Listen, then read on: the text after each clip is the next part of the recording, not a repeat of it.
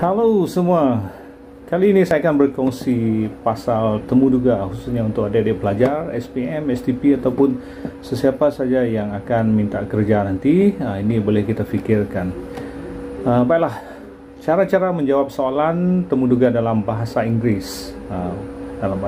Tapi nanti kita explain juga lah ya, macam mana attitude, karakter, soalan, jawapan dan sebagainya ya. Okey, yang pertama sekali, why do you want to work in this company? Kenapa anda ingin bekerja di syarikat ini? Jawapan yang kurang elok ialah because I like to work here. I like this job, I like this industry. Ya, itu mungkin agak general, tapi sepatutnya seeloknya jawapannya lah I love administration. Kalau itu bidang kerja administration lah. Because I am an organized person, I like things to be organized and systematic. I work well under stress. Ya, I work well under stress, so I can handle any kind of task with minimal supervision. Itu lebih kurang jawapan yang agak elok. Seterusnya yang kedua, tell us about yourself. Introduce yourself. Perkenalkan diri anda. Jawapan yang kurang elok. My name is Subandi. I was born in 22nd September 1989. Contohnya lah ya, in Sarawak. My mother is a housewife and my father is a teacher. I graduated from university blah blah blah in 2019.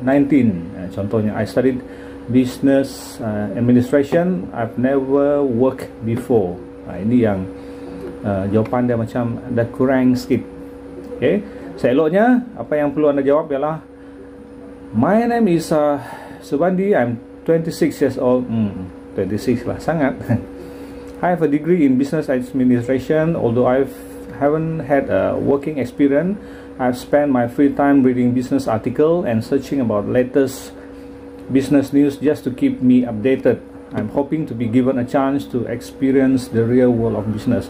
So maknanya introducing yourself ini bukanlah pendek ataupun sesuatu yang asas, tapi kita boleh selitkan dengan kalau dalam yang soalan ini tadi, saya tidak ada pengalaman tetapi suka membaca artikel tentang research juga ya, tentang bisnes, hal-hal yang terkini, dan semoga saya diberi peluang untuk mendalami dunia perniagaan. Lebih kurang macam itu lebih menarik. Okay, yang ketiga, kenapa pula komputer ni? Okay, what did you do quit your last job? Kenapa anda berhenti? Yang kurang elok, I quit because my last job was terrible. Wah, ni dia bagi yang teruk ni. The workload was very high, I was very heavy, and the boss was so pushy. My previous boss was nightmare. Wah. Okay, so ini dia dah mengatakan kejayaan dulu teruk, bos dia teruk. Peringatan, majikan yang bakal mengambil anda bekerja ini mungkin bakal menjadi bekas majikan anda juga. Jadi jangan tunjukkan yang anda suka memburuk-burukkan majikan. So apa yang perlu anda jawab yang agak okey sikit ialah I love my last job. It taught me so many things and my previous boss has always been helpful. But I quit because I want to experience new environment and broaden my horizon too by working in a different company. So ini suatu yang agak general tetapi attitude yang agak positif ya. Contohnya kerja dulu bagus, banyak mengajar saya, tetapi saya ingin mendalami ataupun ingin mengambil pengalaman dalam bidang di syarikat yang lain. Okey, seeloknya jawapan macam itulah. So seterusnya yang keempat, where do you see yourself in 5 years? Di mana anda 5 tahun lagi? Ya, relaxing in Maldives or being a boss in this company. Kalau ini jawapan kita, maka dia bahaya sikit lah. So apa yang perlu dijawab yang sesuai, I hope to become very well experienced in what I do and have better understanding of my field. Maknanya dia akan menggarap pengalaman dan akan menjadi lebih baik dalam bidang yang diceburi, khususnya di pejabat ataupun company ini. 5. What's your greatest weaknesses? Apa kelemahan? Ini susah sikit. Kadang-kadang kita nak sebut kelemahan banyak pun dah kelemahan kita, kenapa orang nak ambil kan? So kita dengar ni. I tend to put things to the very last minute. Okay, kerja last minute ni ya. So jangan hanya beritahu kelemahan. Tidak tidak salah berlaku jujur, tapi haruslah disokong dengan kelebihan anda. Okey, ini yang dimaksudkan tadi, harus disokong dengan kelebihan yang lain juga.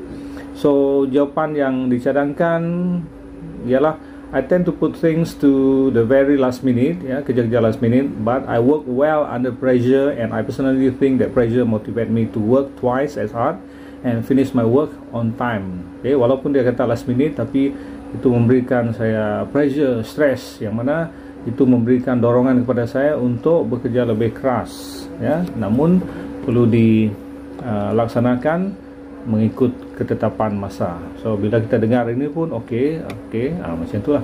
Yang keenam, what salary are you looking for? Jawapannya salah. I hope to get a suitable salary that would be able to support me living in this economy and in this big city. Seolah-olahnya demand kepada gaji yang besar, yang sesuai setimpal, ya. Secara logiknya, kalau kita master lah, contohnya doktor, kalau bekerja di company yang kecil, mana dapat support sesuai dengan salary kan? So sesuatu yang logik jugalah.